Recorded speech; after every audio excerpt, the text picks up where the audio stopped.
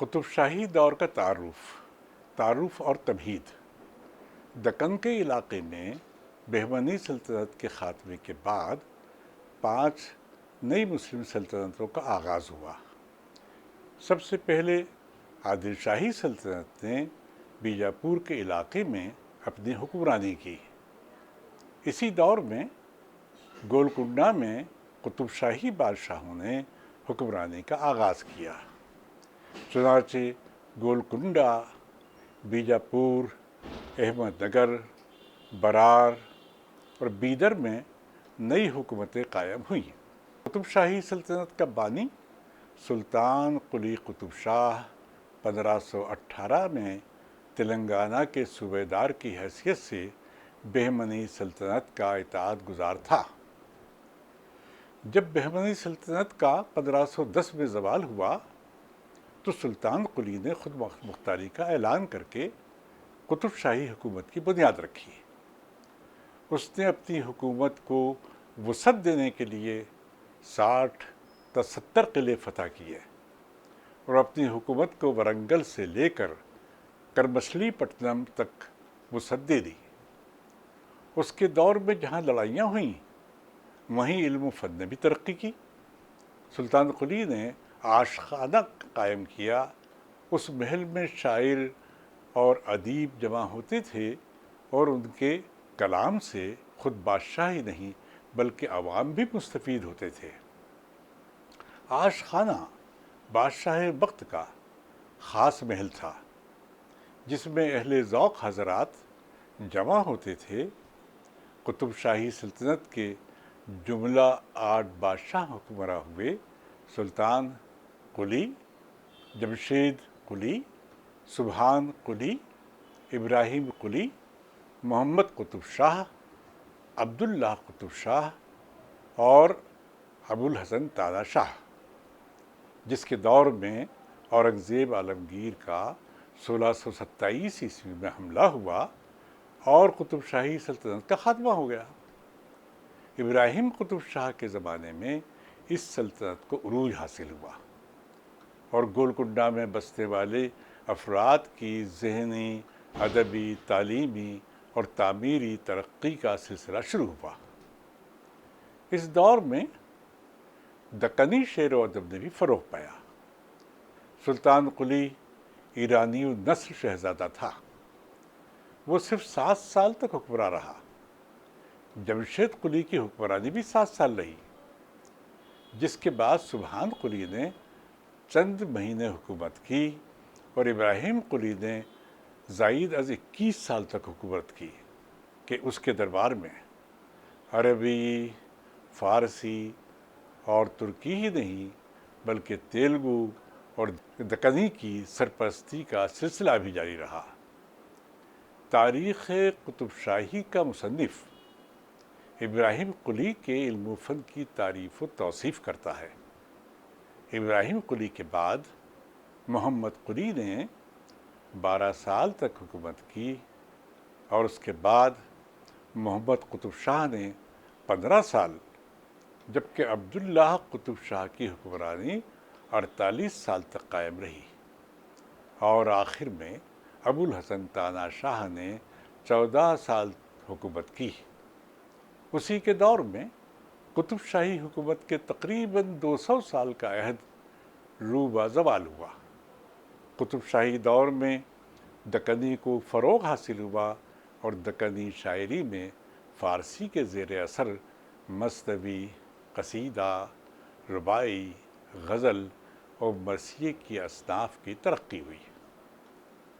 شعر و ادب کے علاوہ مدرسے، خانقاہیں، مسجدیں اور منادر ہی نہیں بلکہ وسیع بازار، سرسبز باغات، پانی کی نہریں اور شاندار عمارتوں سے شہر کو آراستہ کیا گیا۔ بادشاہوں کو عیش و طرب سے دلچسپی تھی، اسی لیے پرفضا مقامات اور باغوں کی تفریح گاہوں کے طور پر تعمیر کی گئی۔ اس طرح گولکنڈہ کے قطب شاہی اقتدار کے دوران امن و امان قائم رہا اور عوام خوشحال تھے۔ زراعت، تجارت اور علم و فن کو ترقی حاصل ہوئی۔ اس دور کے شاعروں کی تعداد قریب 32 بتائی گئی ہے، جنہوں نے شعر گوئی کے علاوہ نثر نگاری کی طرف بھی توجہ دی۔ خود سلطان محمد قلی قطب شاہ، عبداللہ قطب شاہ اور ابوالحسن تانا شاہ نے دکنی زبان میں شاعری کی۔ قلی قطب شاہ اور عبداللہ قطب شاہ کے دور میں ملا وجہی اور غواصی کو ملک الشعراء کے خطاب سے نوازا گیا۔ اس دور میں کئی منزلہ عمارتوں کی تعمیر کے علاوہ مدارس و شفاخانوں کی تعمیر کا سلسلہ شروع ہوا، جس کی وجہ سے قطب شاہی دور کے کارناموں کو قدر کی نگاہ سے دیکھا جاتا ہے۔ چار مینار، جامع مسجد، مکہ مسجد، بادشاہی عاشور خانہ، دارالشفا اور خوابگاہ نال صاحب کو قطب شاہی دور کی مایہ ناز عمارتوں کا درجہ حاصل ہے۔ اس اکائی میں قطب شاہی دور کے علمی، ادبی اور ثقافتی کارناموں کے علاوہ اس دور کی خوشخطی اور عمارت سازی کے فن کے بارے میں معلومات فراہم جائیں گی۔ ادبی پس منظر میں قطب شاہی دور شاعری کی وجہ سے اہمیت کا حامل ہے۔ فارسی شعری اصناف کو ترجیح دی گئی، لیکن زبان کے استعمال میں دکنی مقامی اثرات میں کمی واقع نہیں ہوئی، جس میں فارسی اور عربی کے الفاظ کم لیکن سنسکرت کے الفاظ کی زیادتی محسوس کی جا سکتی ہے۔ اسی لیے قطب شاہی دور کی شاعری کو روانی کے ساتھ پڑھنے اور اس کے مطلب کی گہرائی تک پہنچنے میں دشواری ہوتی ہے۔ سبق کا مقصد: اس اکائی کی سماعت کے بعد طلباء سے توقع کی جاتی ہے کہ وہ قطب شاہی دور کا تعارف پیش کر سکیں گے، قطب شاہی دور کے شعر و ادب کے امتیازات پر روشنی ڈال سکیں گے، قطب شاہی دور کو کیوں ایک خاص اہمیت حاصل ہے جیسے سوال کے جواب فراہم کر سکیں گے، اور قطب شاہی دور کے مشترکہ معاشرہ اور اس کی اہمیت کو اجاگر کر سکیں گے۔ قطب شاہی سلاطین کا تعارف ابراہیم قلی قطب شاہ تک۔ دکن میں بہمنی سلطنت کے خاتمے کے بعد سب سے پہلی سلطنت بیجاپور میں قائم ہوئی۔ عادل شاہی سلطنت کے قیام کے 18 سال بعد گولکنڈہ کی سلطنت کی بنیاد پڑی۔ گولکنڈہ کو ادبی مرکز کا درجہ حاصل ہونے سے قبل دولت آباد، گلبرگہ اور بیدر کو بہمنی بادشاہوں نے تہذیب و ثقافت اور تعلیم و تدریس کا مرکز بنا دیا تھا۔ عادل شاہی بادشاہوں نے ہی نہیں بلکہ گولکنڈہ کے قطب شاہی بادشاہوں نے بھی بہمنی دور کی روایت کو جاری و ساری رکھا، جس کے نتیجے میں گولکنڈہ کے بادشاہوں کے ذریعے عمارتوں کی تعمیر کے علاوہ عوامی بھلائی کے کارناموں اور شعر و ادب کی آبیاری کا سلسلہ بھی جاری رہا۔ قطب شاہی سلطنت کے بانی سلطان قلی قطب شاہ کا تعلق بہمنی امیروں سے تھا۔ وہ ایرانی نسل تھا اور ترکستان کے ایک بڑے قبیلے قراق و نیلوں کا رکن تھا۔ اس کے خاندان کی بڑے حصے پر حکومت تھی۔ سلطان قلی کے باپ اور دادا ادریس قلی اور اویس قلی ہمدان کے رئیس تھے۔ 15ویں صدی عیسوی میں اس قبیلے پر دوسرے قبیلے آقونیرو نے حملہ کیا، جس کی وجہ سے سلطان قلی اور اس کے چچا اللہ قلی کو 1486 میں وطن چھوڑنا پڑا۔ دونوں نے بیدر آ کر سلطان محمد شاہ بہمنی کے دربار میں باریابی حاصل کی۔ چند سالوں کے بعد اللہ قلی ہمدان واپس ہو گئے لیکن سلطان قلی نے بہمانی ملازمت کو جاری رکھا۔ اس وقت بیدر میں طبقہ واری کشمکش جاری تھی، لیکن اپنی وفاداری اور ذاتی قابلیت کی بنا پر سلطان قلی نے شہرت حاصل کی اور اسے بہمنی بادشاہوں کی طرف سے 1493 عیسوی میں قطب الملک کے خطاب سے بھی سرفراز کیا گیا۔ 1496 میں وہ تلنگانہ کا صوبے دار مقرر ہوا۔ محمود شاہ بہمنی کا انتقال 1518 میں ہوا، لیکن سلطان قلی نے خودداری کا اعلان نہیں کیا۔ اس طرح قطب شاہی دور کے پہلے بادشاہ نے 1518 سے 1543 تک حکمرانی کی۔ سلطان قلی کی اولادوں میں جمشید قلی قطب شاہ، سبحان قلی، دولت قلی اور ابراہیم قلی شامل تھے۔ جمشید قلی نے اپنے باپ کو قتل کر کے 1543 میں اقتدار حاصل کیا، لیکن وہ زیادہ دنوں تک اقتدار پر قابض نہ رہ سکا۔ اپنے بھائی کے خوف سے ابراہیم قطب شاہ کو گولکنڈہ سے فرار ہونا پڑا۔ 1550 میں جب جمشید کا انتقال ہوا، ابراہیم قطب شاہ نے وجے نگر سے واپسی اختیار کی اور اپنے والد کی جگہ حکومت کی باغ ڈور سنبھالی۔ 1565 عیسوی میں وجے نگر کی سلطنت کا خاتمہ ہو گیا اور قطب شاہی سلطنت کو جنوب تک پھیلنے کا موقع مل گیا۔ ابراہیم قطب شاہ نے شہر کی خوبصورتی اور ترقی میں بڑھ چڑھ کر حصہ لیا۔ 1580 عیسوی میں جب ابراہیم قطب شاہ کا انتقال ہوا تو محمد قلی قطب شاہ نے گولکنڈے کا اقتدار سنبھالا۔ محمد قلی قطب شاہ اور عبداللہ قطب شاہ کا دور حکومت۔ سلطان محمد قلی قطب شاہ خود شاعر تھا اور اس نے اپنے دور میں بے شمار عمارتیں تعمیر کی اور ان عمارتوں پر نظمیں بھی لکھی۔ تعمیری، تمدنی، اخلاقی اور تہذیبی سرگرمیوں کا عروج اس بادشاہ کے دور کی خصوصیت ہے۔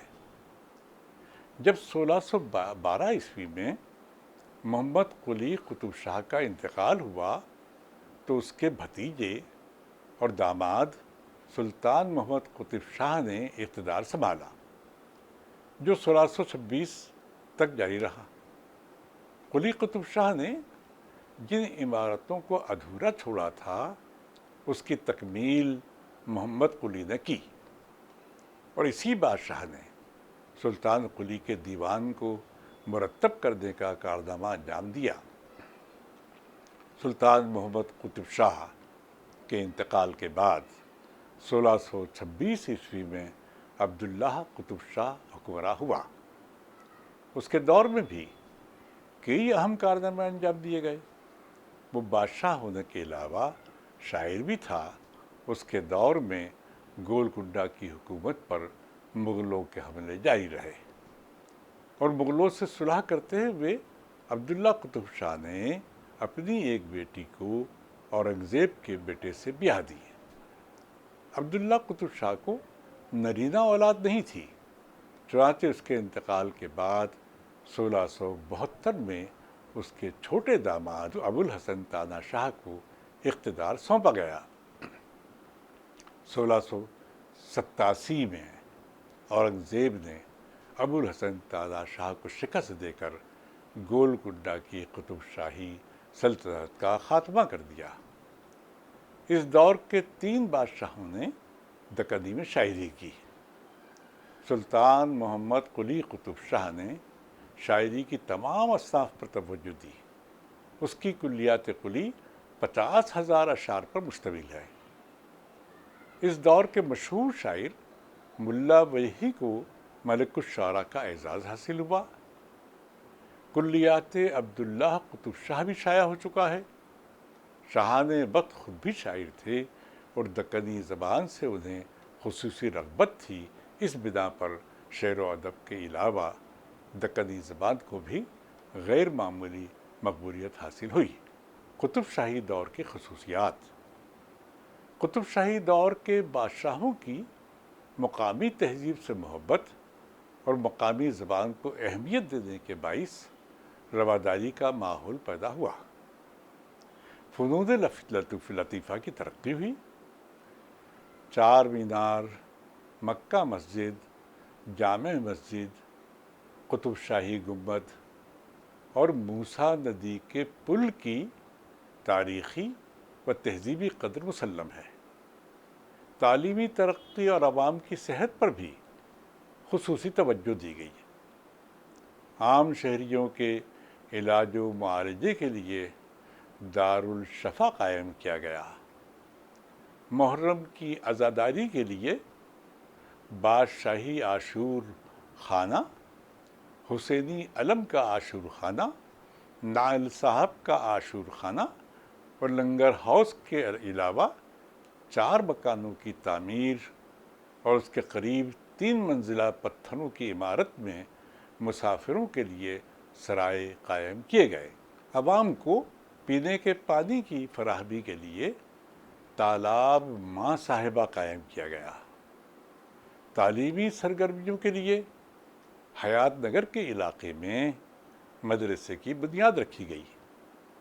عمارات میں داد محل، ندی محل، گگن محل، محل کوہ طور، حیدر محل اور ایسی ہی بے شمار عمارتوں سے شہر کی خوبصورتی میں اضافہ کیا گیا۔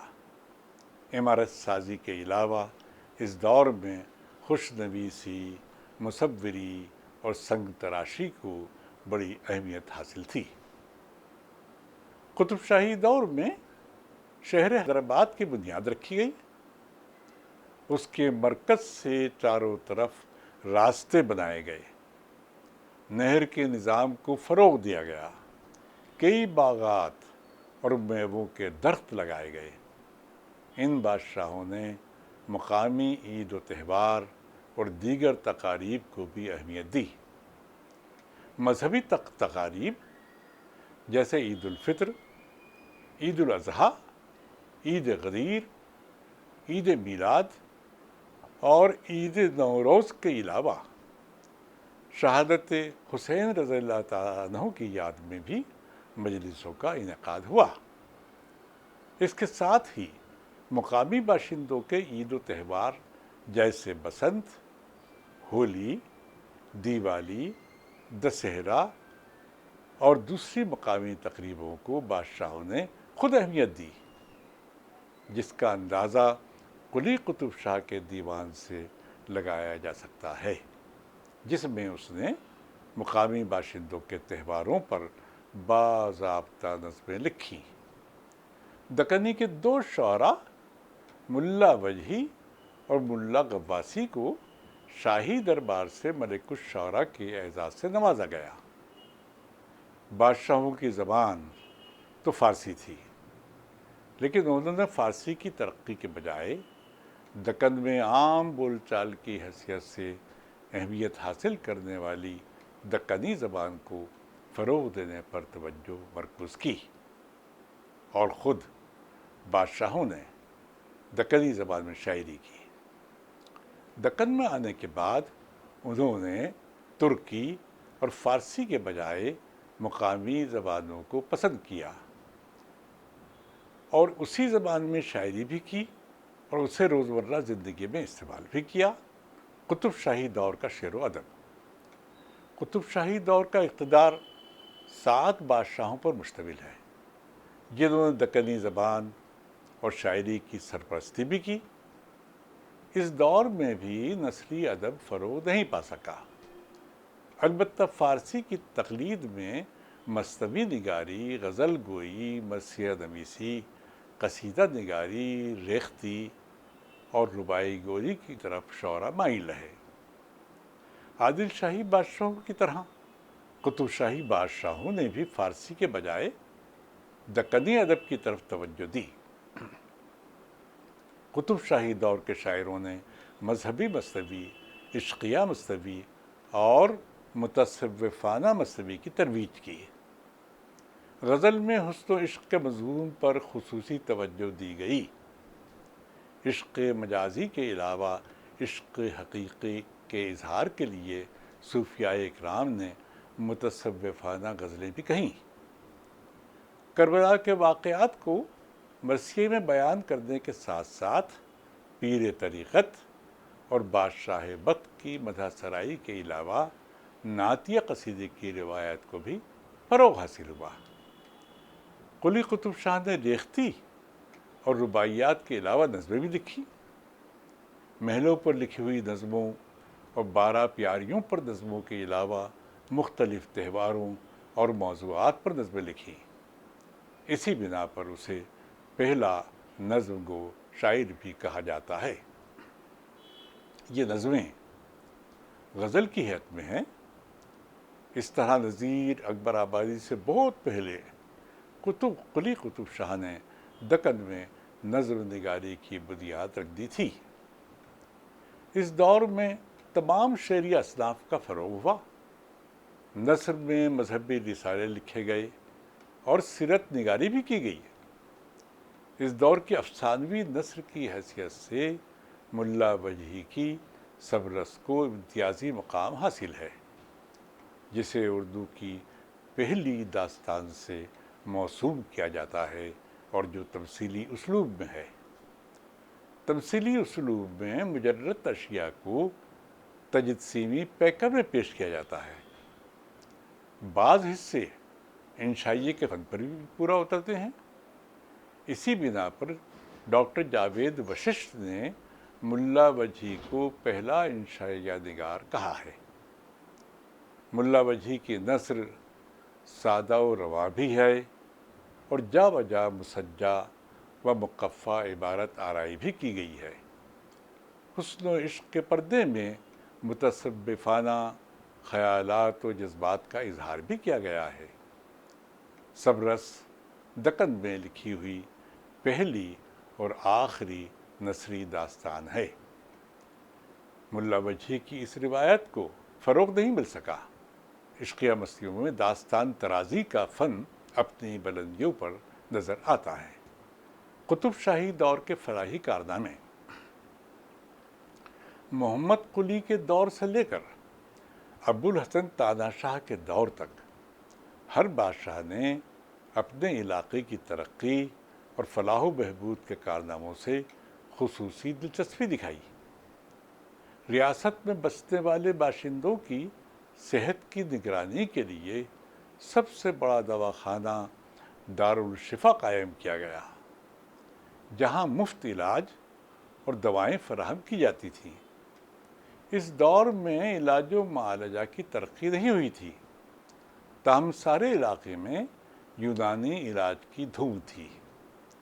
بادشاہ وقت پہلی ربیع الاول سے 9 ربیع الاول تک دربار میں بیٹھنے کے بجائے کوئی عوامی مقام منتخب کر کے وہاں بیٹھ جاتا اور ریاست کے تمام اہم کارنامے انجام دینے والے وہاں جمع ہوتے اور اپنی کارکردگی کا مظاہرہ کر کے انعام و اکرام حاصل کرتے۔